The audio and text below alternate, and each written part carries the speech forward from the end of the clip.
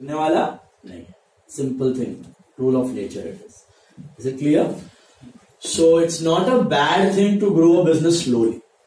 It's a very good thing in fact. Slowly भी business grow हुआ तो कोई बुरी बात नहीं है. Sustainable level से grow करना चाहिए. समझ में आया insolvency का मतलब अभी आपको? What is solvent and insolvent difference? A solvent business is where you can pay off your external liabilities. If you can pay off your external liabilities, you are solvent. कोई आपका गला दबाने आने वाला नहीं. बार बार आएगा मेरा पैसा दे, मेरा पैसा दे, मेरा पैसा दे, ये ले पैसा, जा चुका लिया, मतलब यू आर सॉल्वेंट. बार बार आया मेरा पैसा दे, मेरा पैसा दे, मेरा पैसा दे, मेरे पास पैसा नहीं है, you are insolvent. Is it clear? And major reason for insolvency is what? Losses. वो तो business shut down, over expansion and expenses. तो उसकी वजह से क्या होता है? Losses. Main reason of insolvency is losses. Business losses. Business acumen कम रहता है, आपने बराबर से नहीं किया. विजय माल्या वगैरह ने तो क्या किया, उनके पास बिजनेस acumen था, वो लोग लालच में ओवर एक्सपेंशन में जाके वाट लगा दिया, वो भी इंसॉल्वेंट हो चुका है. किंगफिशर एयरलाइंस था, वो भी बैंकरप्ट हो चुका है. Air India recent example became bankrupt. अभी टाटा ने उसको खरीदा, तो टाटा ने खरीदा तो ये समझो एयर इंडिया है, और टाटा ने इसको खरीदा तो टाटा क्या करेगा, इसको सॉल्वेंट बनाने का क्या तरीका है, अभी सोचो. कैपिटल डाल, वही तरीका है. इसके अलावा बिजनेस चलने वाला, बिजनेस का oxygen is money. Money money money money money डालो चलेगा, मनी निकल गया बंद. तो टाटा ने समझो एयर इंडिया खरीदा, एयर इंडिया भी ऐसे ही था बैंक.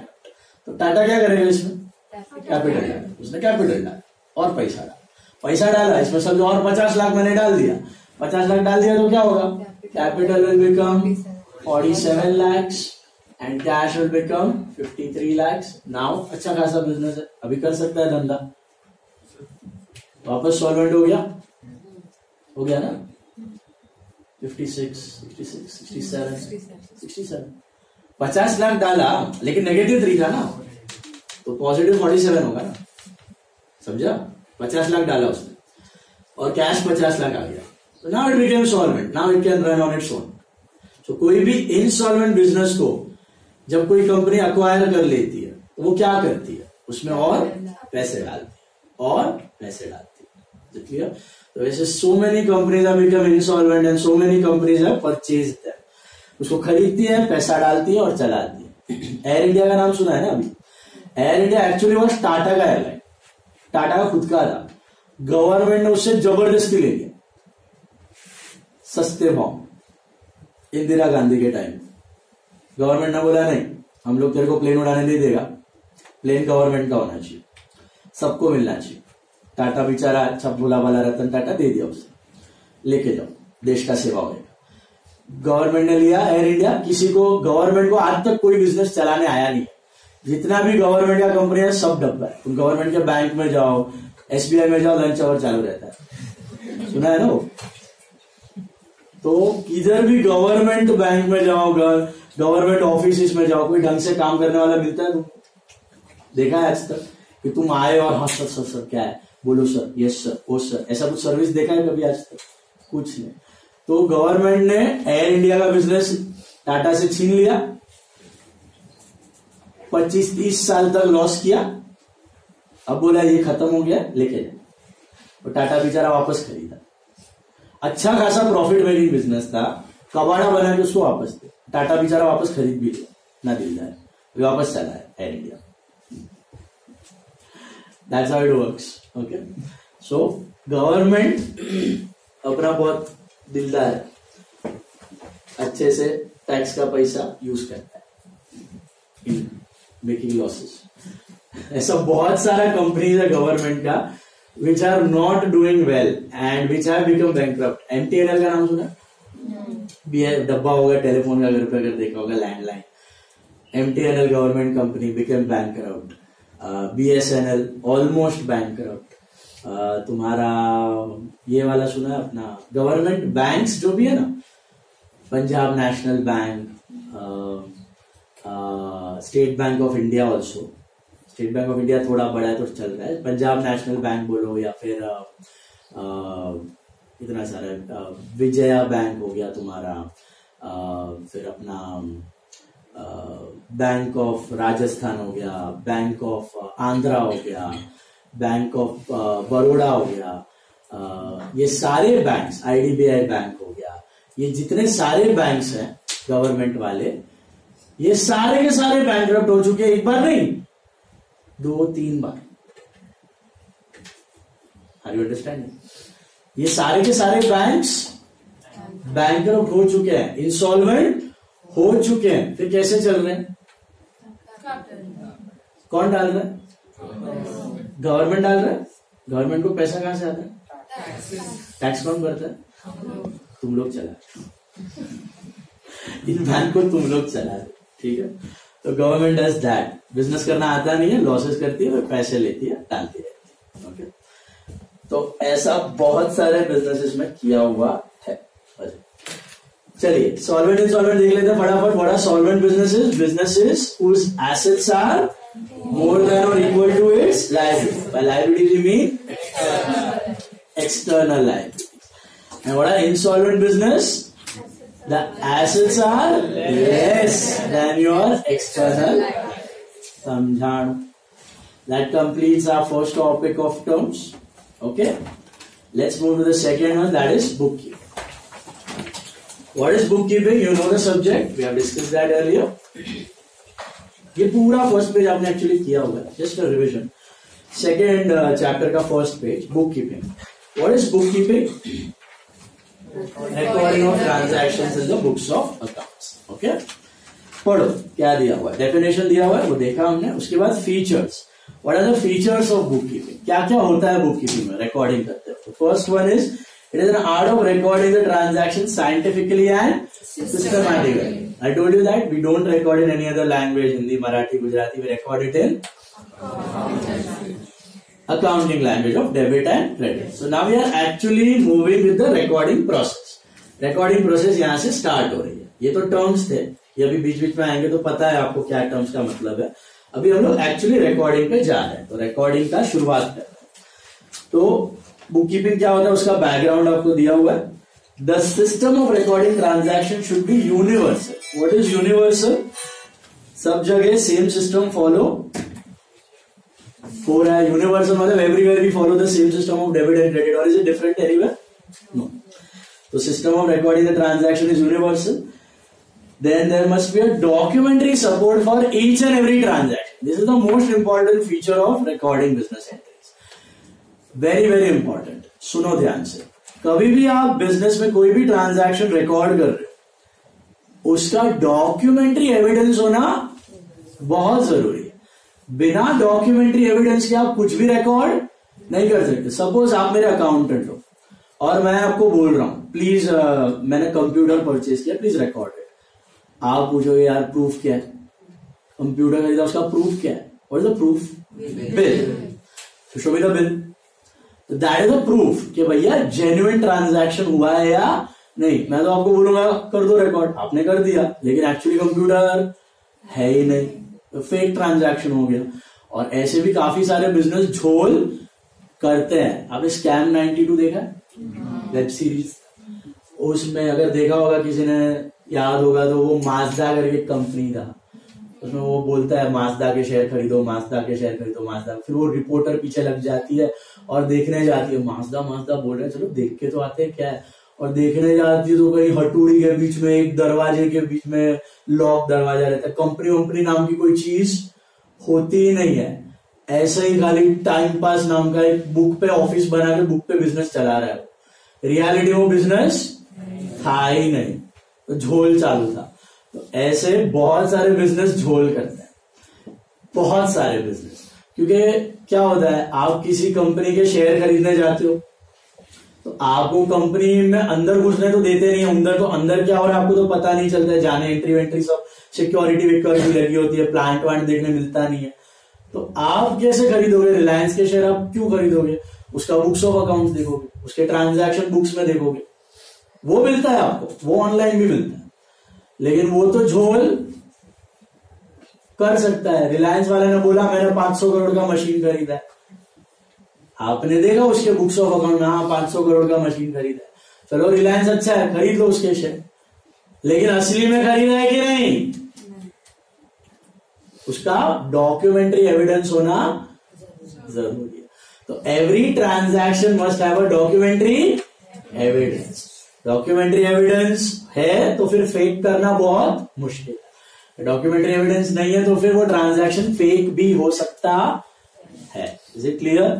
आजकल तो डॉक्यूमेंट्स भी फेक बनाए जाते हैं, but that's a different thing, उतने झोल नहीं करने आपको। Okay, so did you understand the meaning of this? आप कुछ भी रिकॉर्ड करते हो बुक्स ऑफ अकाउंट्स में, या कोई भी बिजनेस रिकॉर्ड करता है, उसका डॉक्यूमेंट्री एविडेंस प्रूफ होना जरूरी है। मैं आपको बोलूंगा मैंने स्टेशनरी खरीदा 5000 का, रिकॉर्ड करो, आप क्या बोलोगे? बिल लाओ। मैंने बोला मैंने जगह रेंट पे लिया, प्लीज रिकॉर्ड करो। सिक्योरिटी डिपॉजिट का रिकॉर्ड करो, मैंने जगह रेंट पे लिया। आप क्या मंगवाओगे मेरे से? अग्रीमेंट लेके आओ, रेंट अग्रीमेंट होगा ना, चलो बताओ मेरे को। मैं बोलूंगा मैंने जगह खरीद ली है, मैंने प्रॉपर्टी खरीद ली है 2 करोड़ की, रिकॉर्ड करो। आप क्या मंगवाओगे मेरे से? प्रॉपर्टी अग्रीमेंट मंगवाओगे कि नहीं? 100%। मैं बोलूंगा मेरे को 5-6 कस्टमर आए थे, मैंने माल बेचा है, मेरे को पैसे आ गए हैं, सेल किया है, प्लीज रिकॉर्ड करो। आप बोलोगे क्या? बिल लाओ, सेल का रिसीट, मतलब बिल के बाद आपको जब पैसा मिलता है आप क्या देते हो? रिसीट देते हो, उसका प्रूफ दिखाओ। ये सब प्रूफ्स है, सब प्रूफ हम लोग डिटेल में पढ़ेंगे आगे। तो every transaction has a documentary evidence. Without that evidence that transaction is considered to be fake.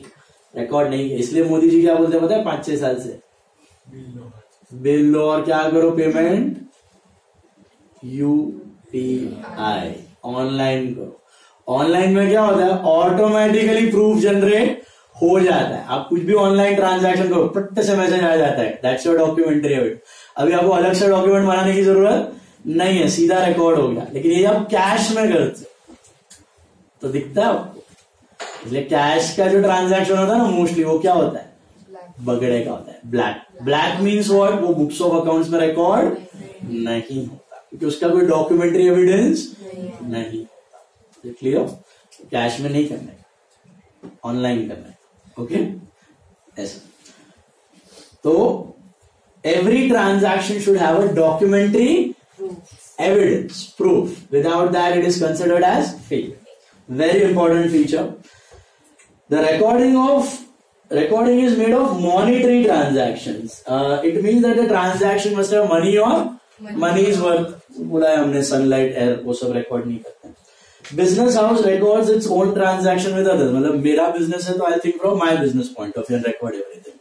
Your business will record from your business point of view and so on and so forth. Business के point of view से करना है। The transactions are recorded in the given set of books. They are journal and ledger. We saw those 2 books, journal and ledger. The records are kept for a specific period and are referred to for future reference. मतलब record करके रद्दी में बेच के जला नहीं देना, उसको क्या करना है? रखते रहना है। 1 साल, 2 साल, 3 साल, 4 साल। अभी तो कंप्यूटराइज हो गया तो एक फाइल में आ जाता है, नहीं तो वो रिकॉर्ड्स मेंटेन करके रखने हैं। सो दैट क्या कर सकते हो आप? उसको एनालाइज कर सकते हो, फ्यूचर रेफरेंस के लिए, कंपैरिजन के लिए देख सकते हो। So all these are features. अगर आप रिकॉर्ड कर रहे हो तो ये सब चीजों का ध्यान रखना जरूरी है। Is this clear? Then the next point is objectives. Objective मतलब क्यों करना है रिकॉर्ड, तो उसके पीछे इंपॉर्टेंस दिया हुआ है। तो क्या क्या पता चलता है अगर आप रिकॉर्ड करोगे तो? To have date wise and account wise permanent record of all business transactions. When you record you will have date wise and date wise किसमें? जर्नल। और अकाउंट वाइज किसमें? लेजर में। सारा डेटा अवेलेबल होगा। To know the profit और loss of business during the year. Business ने क्या किया, प्रॉफिट किया या लॉस, तब पता चलेगा ना रिकॉर्ड करोगे तो। To know the total amount of capital invested in the business, पता चल जाएगा ओनर का कितना पैसा लगा पड़ा है at any point of time. What are these objectives का मतलब समझ में आ रहा है? इंपॉर्टेंस, क्यों करना जरूरी है। समझ में आया? पहला क्वेश्चन था क्या होता है बुक कीपिंग में, क्या होता है। दूसरा है क्यों, क्यों करना जरूरी है। Okay, then to know the total assets and total liabilities of the business, ये भी पता चल गया आपको यहां से। To know the what the business owes to others and what others owe to him. समझ में आ रहा है? मतलब सेम है, asset and liability, which the business owe to others, मतलब सामने वाले को क्या देना है और हमें क्या मिलना बाकी है। Then to enables a businessman to compare your current year's progress with previous year and to compare other business with similar lines. Comparison is also possible if you maintain records. To find out tax liabilities, आपको ये पता चल जाएगा कितना tax भरना बाकी है. किस पे होता है टैक्स पता है? प्रॉफिट्स. इनकम सेल्स पे नहीं होता, सीधा प्रॉफिट्स पे होता है. How do you calculate profits? Income minus expense. तो जो प्रॉफिट बना दो उस पर आपको टैक्स भरना पड़ेगा, वो भी पता चल जाता है. टू मीट लीगल रिक्वायरमेंट्स, ये भी बहुत इंपॉर्टेंट है. अगर आपके ऊपर कोई केस ठोक दिया, आपने लिखा हुआ है कि आपको लोन का 20 लाख देना है और बैंक वाला बोला नहीं 30 लाख चाहिए, तो आप बता सकते हो देखो बुक्स ऑफ अकाउंट्स रेडी है, और books of accounts documentary evidence पे बनते हैं. आपके पास डॉक्यूमेंट्री एविडेंस है तो आप लड़ सकते हैं. अगर आपके पास रिकॉर्ड ही नहीं है तो लीगल रिक्वायरमेंट में कोई काम आएगा. It's always better to keep a good record for all these reason. अपना तो है ही, गवर्नमेंट का भी काम हो रहा है, अपना भी काम हो रहा है, टैक्स लायबिलिटी भी है. और वी गॉट दीज पॉइंट्स. ये पॉइंट्स खाली अंडरस्टैंडिंग के लिए. No one is going to ask you what are the features, what are the objectives. You should know learning the subject, what is the importance, why you doing it. Is it clear? ये पता चलने के लिए. By chance वो exam में पूछ लिया one sentence word, state the objective या स्टेट द फीचर, एक दो फीचर एक दो ऑब्जेक्टिव ओन वर्ड्स में लिख सकते हो ना. So many objectives and features में 2-3 पॉइंट्स याद रख लेना बस, मोर देन इनफ. वो भी रट्टा मत मारना, समझ के लिख देना. बढ़े आगे. Clear to this part? अभी we are going to the actual recording part of account. कैसे बुक कीपिंग में ट्रांजैक्शन रिकॉर्ड करते हैं. तो रिकॉर्डिंग पार्ट के होते हैं 3 स्टेप्स. ओके, उसमें होता है पहला step identifying the account. Identifying के अकाउंट क्या है वो आपने कर लिया ऑलरेडी. फर्स्ट स्टेप आपने कर लिया कि अकाउंट क्या होता है वो आपको पता है. बिजनेस में 4 ही चीजें होती है, एसेट, लायबिलिटी, इनकम, एक्सपेंस. मतलब अगर फर्नीचर है तो एक फर्नीचर अकाउंट होगा. अजय है, अजय के साथ डील कर रहे हो, अजय अकाउंट होगा. विजय के साथ डील कर रहे हो, विजय अकाउंट होगा. एसी खरीद के लाया, एसी अकाउंट होगा.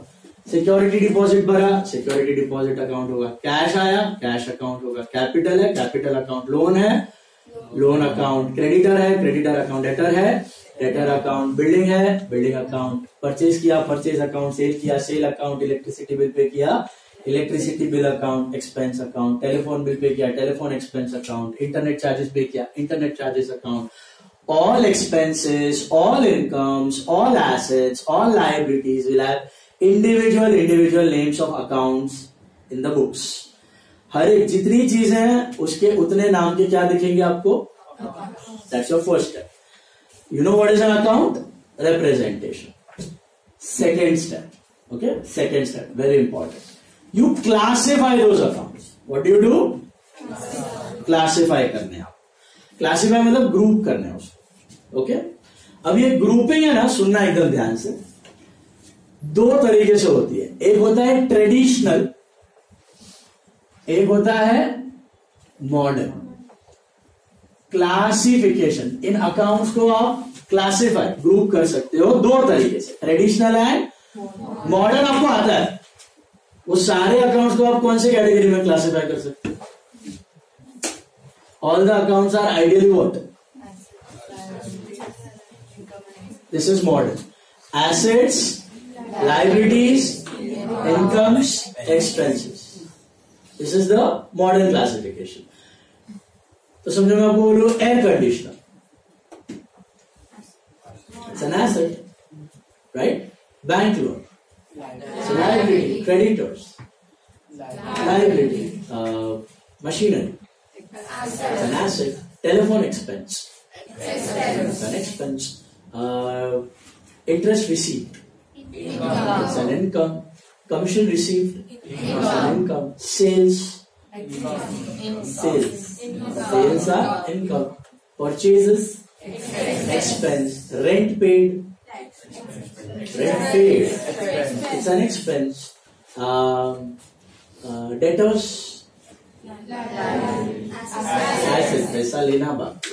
Creditors, capital, liabilities. So you know the modern classification already. Okay. So एक और classification आपको पढ़ना पड़ेगा, traditional classification, because in India we are still following this system. आगे जाके इंडिया के अलावा कोई ये फॉलो नहीं करता. World overall everywhere you are following modern system, but unfortunately India थोड़ा पीछे चल रहा है और आपके कॉलेजेस भी पीछे चल रहे हैं. तो कॉलेजेस में भी पढ़ाएंगे और क्वेश्चंस भी आएंगे, तो पता होना जरूरी है. दोनों सिस्टम अच्छे से करके जाओ. ट्रेडिशनल सिस्टम में फ्लॉज भी है, मैं आपको बताऊंगा, वो फुल प्रूफ सिस्टम नहीं है. Modern is full proof, modern में कभी कोई फ्लॉ दिखने वाला नहीं, बट ट्रेडिशनल सिस्टम इतना फुल प्रूफ नहीं है. तकलीफ वाला है, पता चलेगा थोड़ा आगे, बट अनफॉर्चुनेटली हमारे पास सस्ता नहीं है. सिलेबस में भी है, कॉलेज भी करवाएंगे, एग्जाम में भी पूछा जाएगा, जब मार के दोनों करके जाओ. लेकिन बैक ऑफ द माइंड याद रखना, which system is more important, आगे जाके क्या काम आएगा. ओके. ट्रेडिशनल सिस्टम में भी आप इन सारे अकाउंट्स को क्लासिफाई कर सकते हो. ट्रेडिशनल में कौन से कैटेगरी में आप क्लासिफाई करोगे पता है? देखो, you can classify traditional system में same accounts into 3 categories: personal account, real account and nominal account. Sir ऐसे कैसे नाम है? Traditional, personal account, real account, nominal account. This is which classification? Traditional. This is which classification? Modern. Which is more important? Modern.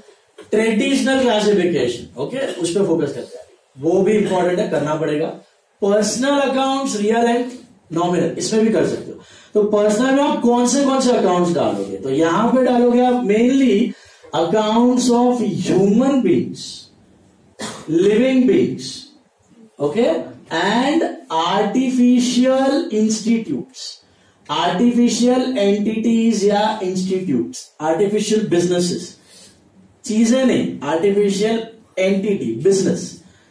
Rajesh and company, Kumar and company, HMT and company, Kumar stores, Arya Podar college, SIS college, Bombay Gymkhana, ICICI bank, businesses, HDFC bank, institutions, LIC. So human beings and artificial institutes, they fall under which category? Personal category. ठीक है. Real accounts are what? Accounts of all the things, basically assets. Accounts of all the things, basically assets, which can be transferred from one place to another. एक जगह से दूसरे जगह transfer किए जा सकते हैं. Real accounts are the accounts of all the things